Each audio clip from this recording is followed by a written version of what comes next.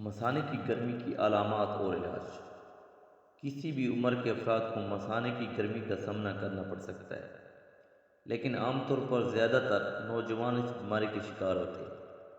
اس بیماری کی کئی وجوہات بھی ہو سکتی ہیں، لیکن اس کی سب سے بڑی وجہ قدرتی مشروبات کا کم اور مصنوعی مشروبات، کولڈ ڈرنک وغیرہ کا زیادہ استعمال ہے۔ غیر معیاری کھانوں سے بھی اس گرمی کا سامنا کرنا پڑ سکتا ہے، جس کی وجہ سے جسم میں پانی کی مقدار کم ہو جاتی ہے اور خون گاڑھا ہو جاتا ہے۔ گاڑھے خون کو فلٹر کرنا گردوں کے لیے بہت مشکل ہو جاتا ہے، جس کی وجہ سے پیشاب کی لات آئے اور بعض اوقات پیشاب میں جلن بھی محسوس ہوتی ہے۔ مردوں کی نسبت خواتین کو پیشاب کی جلن کا زیادہ سامنا کرنا پڑ سکتا ہے، جبکہ نوجوانوں کو پیشاب کے وقت تکلیف بھی برداشت کرنا پڑ سکتی ہے۔ مثانے میں پیدا ہونے والی اضافی گرمی سے مختلف علامات کا سامنا کرنا پڑ سکتا ہے، جو کہ مندرجہ ذیل ہے: جلدی غصہ آنا، سر چکرانا، جھگڑالو پن، شدید بخار کا احساس، گھبراہٹ، بے چینی، پیشاب کی جلن اور پیلا پن۔ جنسی امراض: کچھ مریضوں کو اضافی علامات کا بھی سامنا کرنا پڑ سکتا ہے، لیکن یہ علامات ان لوگوں میں خاص طور پر ظاہر ہوتی ہیں جن کو مثانے کی کمزوری کا سامنا ہوتا ہے۔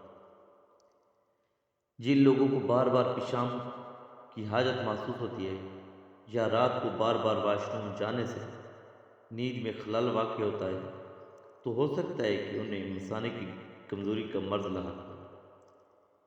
اس مرض کے بہت سے اسباب ہو سکتے ہیں، لیکن کچھ اہم اسباب مندرجہ ذیل ہیں: زیادہ دیر تک پیشاب روک کے رکھنا، مثانے کے پٹھے کمزور ہونا، نکوٹین اور کیفین کی حامل مشروبات جیسا کہ کافی، چائے، سگریٹ اور کولڈ ڈرنک کا زیادہ استعمال، میٹابولزم کی خرابی، سرد تاثیر کی حامل غذائیں بہت زیادہ استعمال کرنا۔ اس سے پہلے کہ ہم مثانے کی گرمی کو دور کرنے کے لیے دیسی علاج کی تفصیل بیان کریں، یہ ضروری ہے کہ کچھ ایسے اقدامات کی تفصیل بیان کی جائے جن کی مدد سے بآسانی مثانے کی کمزوری دور کی جا سکتی ہے۔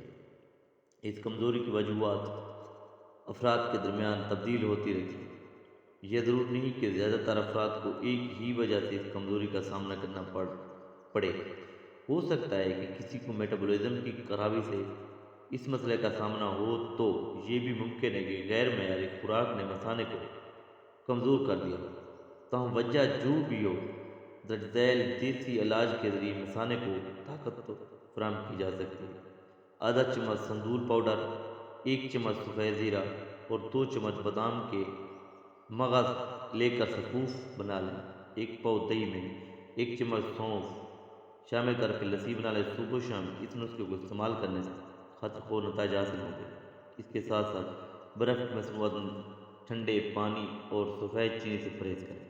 انار کے چند چھلکے لے کر ان کو اتنا خشک کریں کہ ان میں سے نمی ختم ہو جائے۔ چھلکوں کو اچھی طرح خشک کرنے کے بعد ان کو پیس کر پاؤڈر بنا لیں۔ اس پاؤڈر میں شہد شامل کر لیں۔ چھلکے اور شہد کی مقدار آپ حسب ضرورت رکھ سکتے ہیں، کیونکہ انار کے چھلکے کڑوے ہوتے ہیں اور کڑواہٹ ختم کرنے کے لیے زیادہ شہد بھی شامل کیا جا سکتا ہے۔ شہد اور چھلکے کے مکسچر کو روزانہ استعمال کرنے سے مثانہ مضبوط ہوگا۔ مکسچر کو کھانے کے بعد پانی کا استعمال یقینی بنائیں۔ 4 اشیاء اور دیسی گھی، کالے تل، بھنے ہوئے چنے، مغز، بادام اور شکر لے کر ایک سفوف بنا لیں۔ یہ چاروں اشیاء آپ نے 50 گرام کی مقدار میں لینی ہے۔ اس سفوف کو دیسی گھی میں بھون کر رکھ لیں۔